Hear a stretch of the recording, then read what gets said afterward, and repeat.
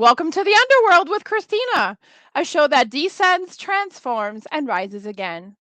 The Underworld with Christina is a guided journey into the chthonic realms, a space where ancient stories, forgotten deities, and deep archetypes come alive. Each episode focuses on a different underworld or chthonic figure, force, or concept, exploring their mythology, symbolism, and presence in modern spiritual practice. After exploring the entity or the theme, the show then shifts into practice. Depending on the episode, viewers may experience spell work inspired by the deity or the concept, ritual designed to help connect to the underworld current, guided journeys that invite personal insight, shadow work, or transformation. The show frames the underworld not as a place of fear, but as a source of wisdom, rebirth, and magic. It's a space for seekers, witches, myth lovers, and anyone drawn to the deeper layers of the spiritual world. I am Christina Wilkie Burbach, and I am a spiritual transpersonal psychologist, a high priestess, ordained minister, anthropologist, death witch, death doula, death walker, psychopomp, psychic, modern mystic, occultist, cemeterian, and I work full time in the death care industry. My specialty is obviously working with the dead. I'm the author of the book Gardens for Ghosts: The Art, Ritual, and Magic of Planting for the Dead. So today we're all going to become experts in working with the dead because we're going to talk about maybe something that's a little like taboo or a little cringy for some people. Tonight this show will be two different sections. So tonight we're going to talk about the history and the ancient history of corpse, bone, teeth, and blood magic. And then next episode, we will talk about how to ethically incorporate that type of magic into modern practices.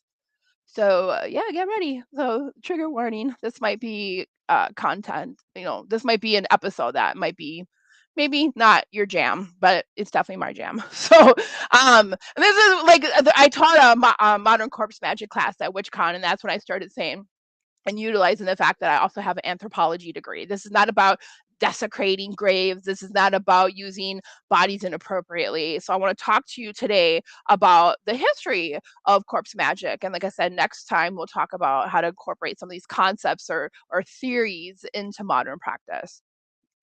One of my favorite quotes actually is one of the four Buddhist reminders. But death is real. It comes without warning. This body will be a corpse. Oh, I should have worn my future corpse shirt tonight. So, corpse magic refers to a set of occult practices and beliefs involving the manipulation of the dead, often through reanimation, communication, or ritual use of corpses for purposes such as divination, protection, or supernatural influence. It is closely related to necromancy, which is the art of communicating with or commanding the dead. Corpse magic practices involve using the human remains for healing, protection, or spiritual purposes. And this has deep roots in both ancient belief systems and in later medical traditions. Like some of this is kind of like hard to stomach, some of the stuff I'm going to talk about. Like our ancestors used to make tinctures of human remains and use them. So, um, so yeah, kind of metal, kind of hardcore, some of this. So, in early cultures, the belief in a continuing soul or spirit after death was central to religious and magical thought. This animistic worldview combined with ancestor worship, led to rituals to protect or transform the dead. In later medieval Britain, like the 11th to 15th centuries, archaeology reveals that a small but significant minority of burials contain apotropic, which is evil averting objects like amulets, like the evil eye, charms, and rare items believed to have occult power. They were often placed to ensure the safe passage of the soul through purgatory, aid in resurrection on Judgment Day, or heal the corpse before the afterlife. Such practices were typically performed by women in family contexts, blending both folk magic with Christian doctrine that was tolerated by local clergy. From the Renaissance to the Victorian era, corpse medicine, the use of human body parts as remedies, was widespread, especially among the educated and the wealthy. So this wasn't the poor folk or the common folk. This was the educated and the wealthy using body parts like in tinctures. And I'll give a couple more examples. Um, like I said, some of this might be a little cringe and a little gross. So they actually participated in medical cannibalism. So once again, let's look at the time frame. This is like the Dark Ages, and the wealthy and educated people participating in this type of medicinal cannibalism. So recipes prescribe specific corpses macerated in wine with myrrh and aloe, dried into jerky, and they specifically use that for wound healing. There's also a remedy called mumia, which is initially a mineral pitch, later associated with Egyptian mummies, and it was promoted as a panacea for everything like the plague and migraines and whatnot. There was also the what was known a remedy called the executioner's pharmacy. So this was fat, skin, and brains sold as ointments, tonics, and even cosmetics, with claims ranging from curing rabies to easing childbirth. So during the Dark Ages, like the 11th to the 14th century, they literally used body parts as medicine, obviously deceased, like corpse body parts. King Charles II of England, he reportedly consumed a remedy called the King's Drops, which was a tincture made of skull, and it was thought to be a cure-all. And in Christian Europe, corpse medicine was often framed as a pious act using the dead to heal the living. It persisted into the 18th century, so the 1700s, and lingered among the poor. In contrast, in some non European traditions, the dead were venerated or ritually consumed as part of spiritual or communal life, such as in certain Indian or Amazonian different ancient practices. Corpse magic thrived because it combined belief in residual vitality and body substances, access to bodies through executions, war, or they had definitely had poor burial practices back then. So the bodies were easier to access. And then, like I said, I worked full time in the death care industry. Body theft was very common in the Victorian era for a lot of different reasons. And the Victorian era is like the late 1800s to the early 1900s. So that till this day, a funeral director or funeral director assistants have to stay at a cemetery or a burial ground until the body is fully in the ground or in the crypt, and that's to prevent body theft. So we still have, I mean, God, I hope people are not stealing bodies to this day. We'll talk about how to access bones next episode, legally access bones. But to this day, we still have funeral practices to ensure that the corpse is not stolen after the funeral home leaves. So corpse magic definitely was integrated with religious and folk traditions and allowed it to be practiced without overtly violating norms. So corpse magic was both a reflection of deep-seated beliefs about death and the afterlife, and we also have to remember we didn't have modern medicine at that time. And it was also a product of early modern medical theory, trade networks, and cultural syncretism. It bridged the supernatural and the scientific, surviving in Europe well into the Victorian era. The Victorian era, I think, technically ended in 1903. So, not much more than 120 years ago, our, great grandparents were possibly participating in corpse magic and corpse medicine. So yeah, better rethink your elders here. So in many traditions, corpse magic is part of a broader necromantic practice. For example, in some Taoist traditions, they have talismanic rituals to raise a corpse from a distant grave so it can walk to the place of the talisman, following the living person to their final resting place. In some shamanic and ancient Greek and Roman traditions, they also involve speaking to the dead for guidance through the information they could. It was thought that the information they could provide was often limited to what the spirit retained from life. And then some theoretical and occult perspectives, corpse magic can be seen as a way to reanimate the dead using magic energy or ritual. And in some fictional depictions, like Soul Corpse Magic in Black Clover, where a mage infuses mana energy into a corpse to control it. It's thought to access the dead's consciousness for information, though most traditions agree the dead only retain memories and experiences from this lifetime. So, like the corpse only retains memories from this lifetime.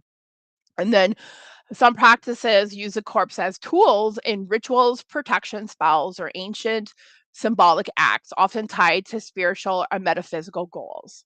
So, obviously, corpse magic is often considered taboo or dangerous.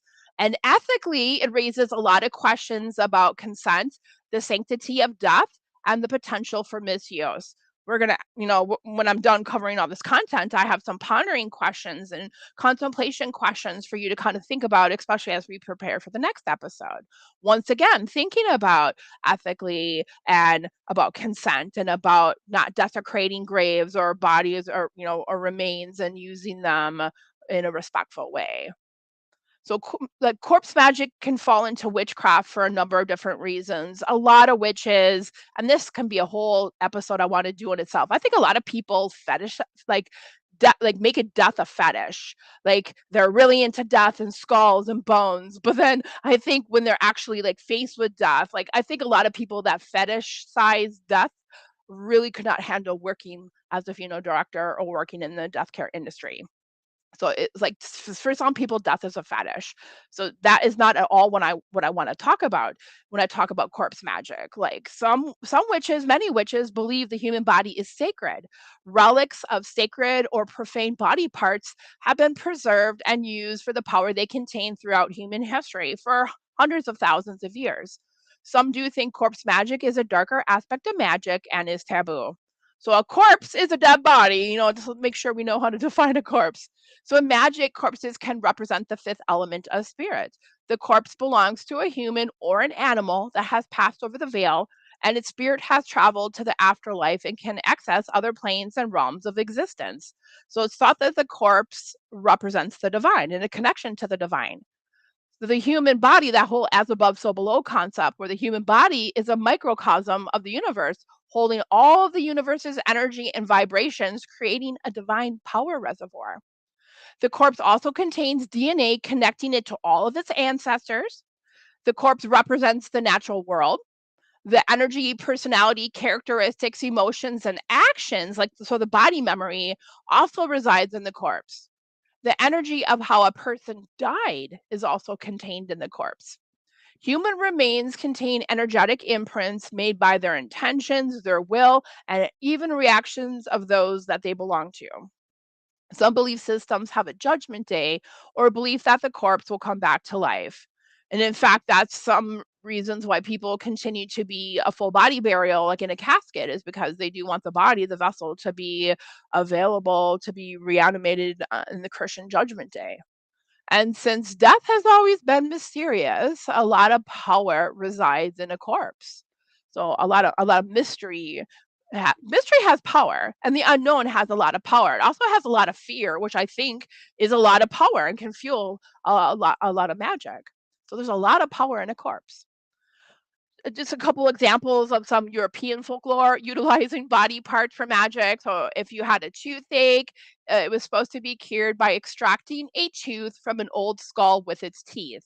So, if in a cemetery an old skull is unearthed with the teeth intact, and a person lifts that skull up and pulls a tooth out with their own teeth and replaces the tooth, he is supposed to never have a toothache during the rest of his life. So, that whole concept of doctrine of signatures where like treats like or homeopathy, I think was the basis of a lot of corpse magic, like using something similar to heal an ailment that you have. Once again, using the tooth out of a corpse to heal your toothache. A cure for whooping cough is to drink holy water out of a bishop's skull.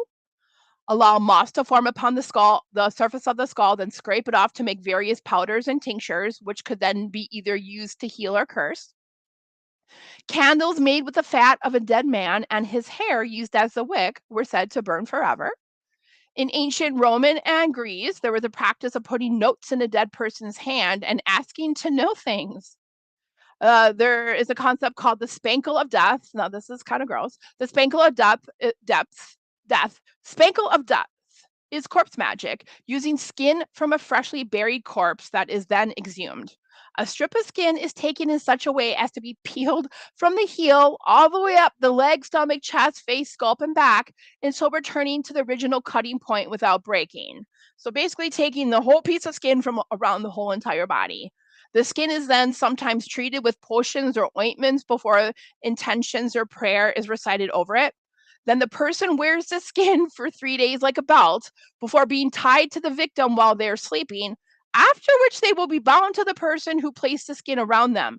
So it was used in medieval love spells and to force someone to marry you.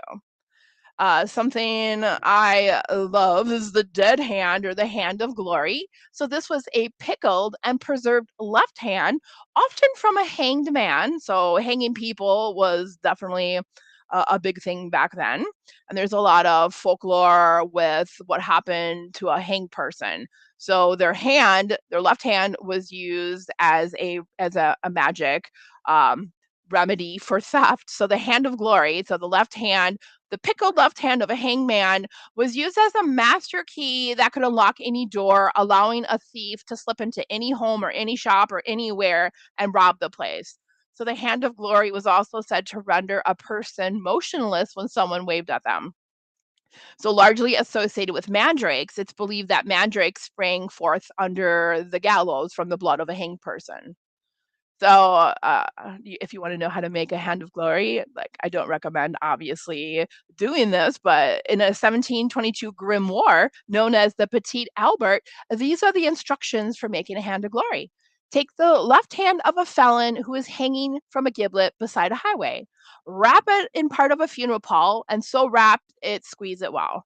Then put it in an earthenware vessel with nitrate, salt, long peppers, and zinmat, the whole well powdered. Leave it in this vessel for a fortnight, then take it out, expose it to full sunlight during the dog days. So the dog days of summer, which are, we're coming to right now during this week because the solstice is in a couple days, until it becomes very dry. So this is the perfect time to make a hand of glory. If the sun is not strong enough, put it in the oven with fern and vervain. Next, make a kind of candle from the fat of a gibbon felon, virgin wax, sesame, and pony, and use a hand of glory as a candlestick to hold this candle when lighted. And then those in every place in which you go with this baneful instrument shall remain motionless. So it froze people when you waved it at them, it froze them motionless. So yeah, a lot of corpse magic, a lot of corpse medicine remedies in Europe. I had kind of alluded to corpse walking in China, so that it was believed that a corpse, wherever they died, had to walk back to where they were going to be buried, and they had to be buried in their homeland where they're from, because if they didn't be buried in their homeland, then their soul was meant to wander and be an angry spirit. So they literally had people that were paid back as recently as mid 20th century. So like the 1950s, they literally had people that's profession was to walk the corpse like a procession, walk the corpse back to where their homeland is. So obviously, up until more recent times, transport by train or car was not available or was really expensive. So sometimes they walk thousands of miles carrying a corpse or multiple corpses back to the same, using all the corpses together like in a procession to walk back to their homeland. So that I think that's really interesting. I learned about this from a friend of mine who's a bruja from Mexico. Her family's all from Mexico, and there's a practice in a certain part of Mexico at Dia de los Muertos, so the Day of the Dead, called bone washing. It's a custom in which the family every year, as long as a person's been buried at least 3 years, they exhume the skeleton of the deceased, and then at that time the flesh had turned to dust, and they carefully clean the bones by brushing the bones of their dead loved ones with a piece of cloth or a small brush. And then once the bones have been cleaned, the bones are placed in an open wood box that's been lined with embroidered or painted linens. And then these boxes are often displayed in small cement niches in the graveyard. And every year, the families return to the graveyard to exhume their loved ones and rewash the bones of their relatives. They change the linens, and then they leave them offerings of fresh flowers and lit candles. So it still happens to this day. It's probably a pre-Hispanic, maybe a Mayan ritual, and it's still practiced to this day in certain areas of Mexico. So these people take a lot of pride and care in preserving the bones of their ancestors.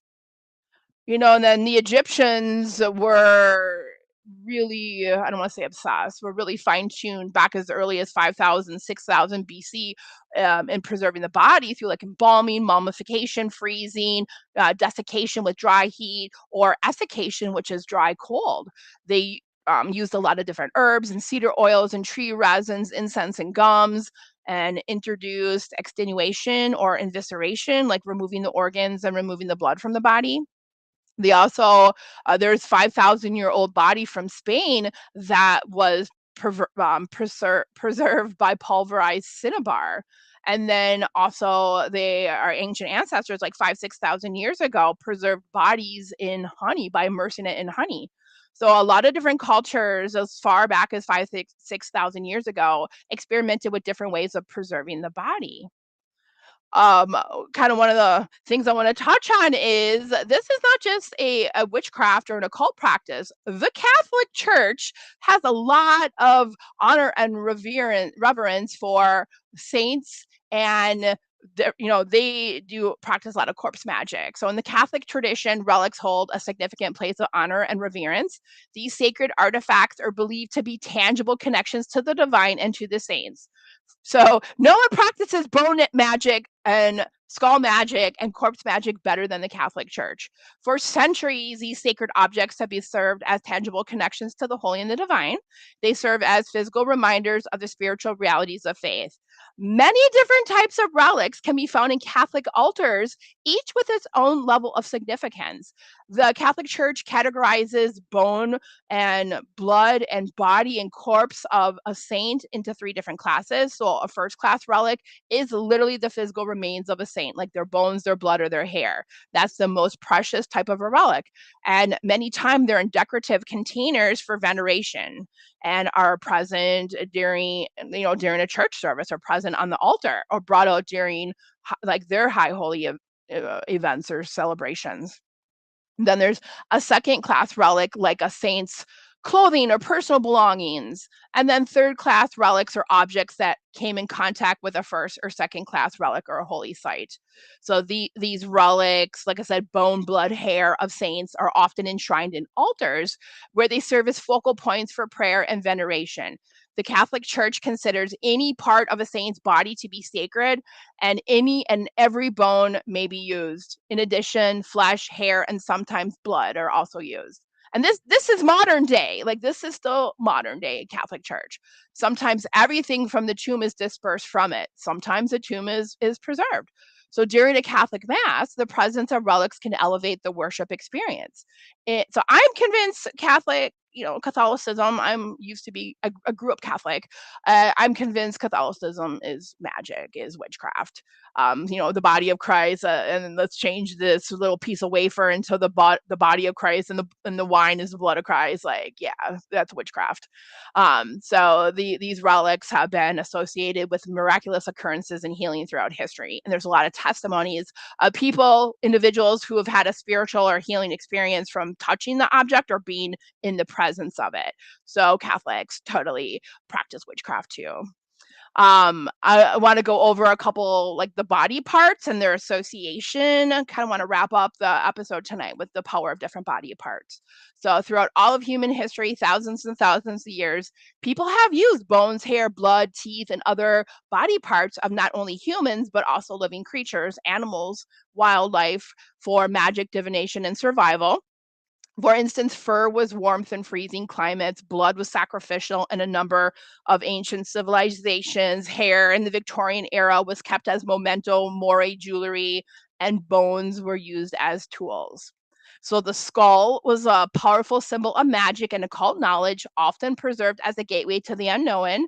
The meanings of skulls have definitely shifted and evolved over time, from fear and danger to acceptance, beauty, and even fashion statements.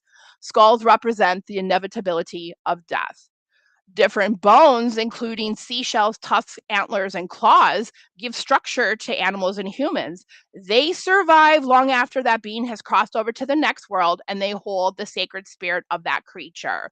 And even with a cremation, when the body is burned, everything is transformed in the fire, and all that's left behind are bone shards. So bones represent that they represent like immortality in a way.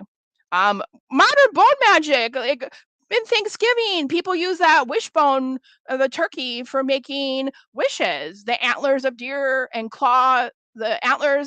teeth and claw of animals killed in the hunt can be made into tools or knife handles or jewelry and necklaces. And teeth from sharks are worn on cords. Blood is a very powerful ingredient in magic. It's the essence of life. It's the life force. It's one of the most potent amplifiers in any sort of magic. Blood magic is as old as humanity itself. And it was used in lots of different traditions, like Celtic traditions, used to honor deities. In ancient Egypt, Egyptians viewed blood as a bridge between the mortals and the gods and used it in offerings and ceremonies to gain divine favor. In shamanic practices, shamans use blood in healing and spirit calling rituals, believing it carried the power to open portals to other realms. Teeth are alive. They're just like any other organ of your body, and they contain our DNA, our most true essence. They hold deep spiritual significance. Each tooth is believed to correspond to a different aspect of your life. So teeth can be used in binding spells, divination, necromancy, protection, bottles, and charms, hexes, curses, jinxes, offerings, banishing spells to stop gossip and revenge, gambling luck, attracting spirits. Like teeth can be used in so many different ways. The skin represents our boundary between ourselves and the environment. Hair is strongly connected to a person's essence, status, and personal power. It's a precious legacy from your parents. Some traditions would not ever cut their hair after they became adults. It's considered like a psychic sensing organ. So, all different body parts have all different sorts of correlations and correspondences in different traditions. Even liquids like spit, snot, mucus, semen, vaginal secretions, menstrual blood, and tears and sweat and breast milk and urine and stool and vomit all have different magical indications, often for like marking your territory or for cursing or hexing.